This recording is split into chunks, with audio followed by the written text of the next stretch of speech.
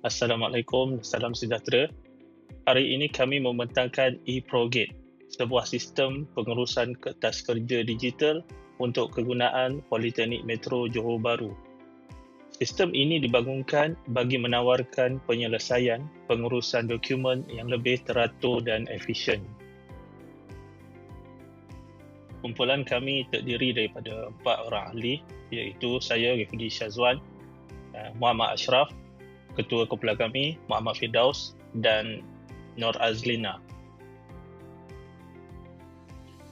Okey, seterusnya adalah problem statement. Kami kena pasti ada 3 masalah utamalah, dan masalah pertama ialah no standard format, iaitu pengurusan kertas kerja ataupun proposal tidak mempunyai structure dan susah untuk di-evaluate. Dan yang kedua adalah inefficient document management, iaitu pengurusan dokumen yang kurang efisien lah. Terutamanya dari segi macam mana kita nak track and trace kita punya kertas kerja dan macam mana kita punya status. Dan yang ketiga adalah slow approval process, iaitu proses kelulusan dia memakan sedikit masa, terutamanya apabila pihak pengurusan berada di luar kawasan. Okey, kita beralih kepada solution overview. Terdapat 3 solution sistem yang kami bangunkan. Yang pertama adalah web-based system, iaitu kami menggunakan platform yang boleh diakses pada bila-bila masa dan di mana sahaja. Yang kedua, standardized template, iaitu template yang mempunyai struktur yang sama untuk memudahkan urusan pengurusan dan juga kelulusan. Dan solution yang ketiga adalah online submission, iaitu macam mana kita nak hantar kertas kerja secara online lah, digital, menggunakan sistem eProgate. Dan ini akan mempercepatkan lagi proses e-paperwork tersebut dan proses kelulusan. Okey, kita beralih kepada objektif.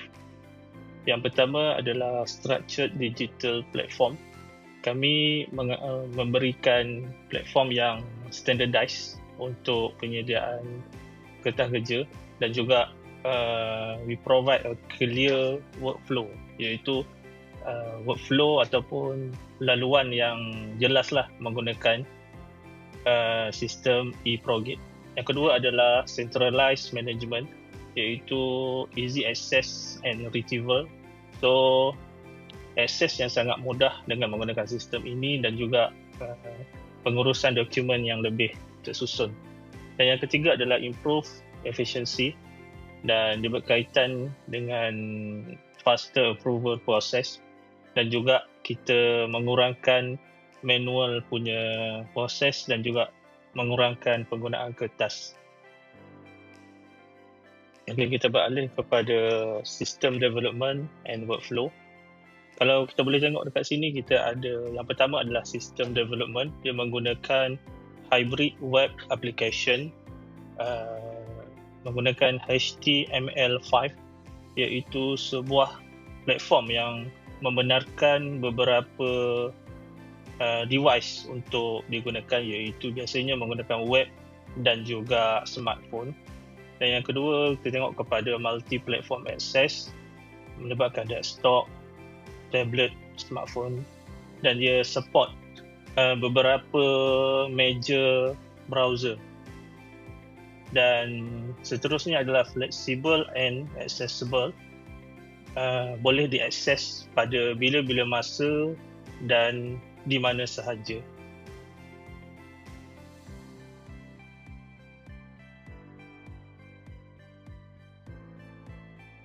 Ini merupakan paparan kepada pemohon kertas kerja.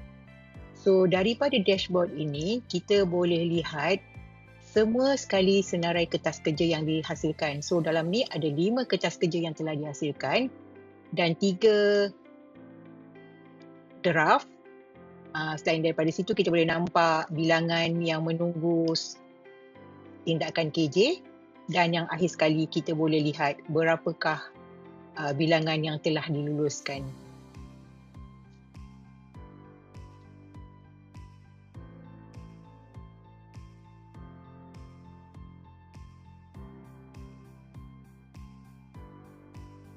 ketua jabatan yang akan menyimak kertas kerja. So daripada sini dia akan pilih semakkan kelulusan dan menunjukkan terdapat satu kertas kerja yang perlu diluluskan, iaitu program EduSphere. Klik kepada proses. Okay. So di sini boleh klik kepada sokong dan boleh dihantar kepada siapa dan ulasan boleh diletakkan di sini.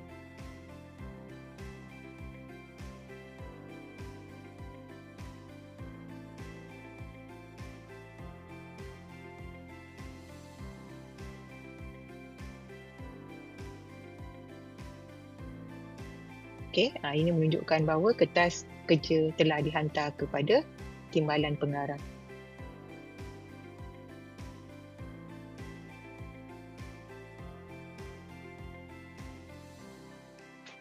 Setiap kertas kerja yang telah dihasilkan, kita boleh lihat dia punya status dia. So status ni bermaksud kita boleh lihat kat mana kertas kerja tu berada.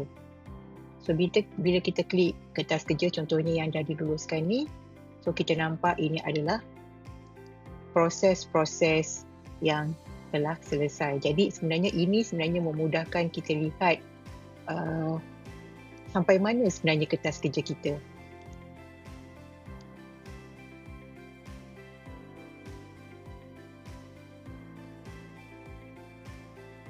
So macam ni, kertas kerja ni masih lagi di peringkat ketua jabatan. So kita tahulah bahawa ketua jabatan belum lagi mengesahkan kertas kerja ini.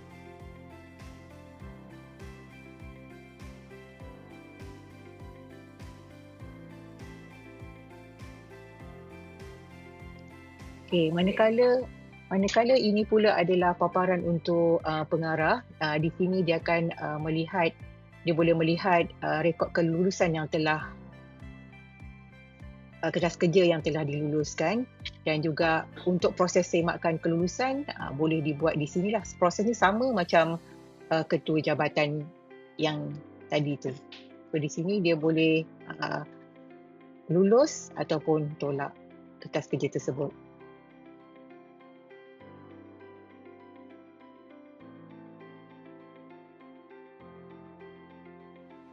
Kertas kerja boleh dicetak. Kita klik kepada nama kertas kerja tersebut dan kemudian tu cetak format. Okey, dan di sini kita akan lihat kertas kerja yang telah diluluskan. So kalau ada status kelulusan, dia akan dipaparkanlah di sini.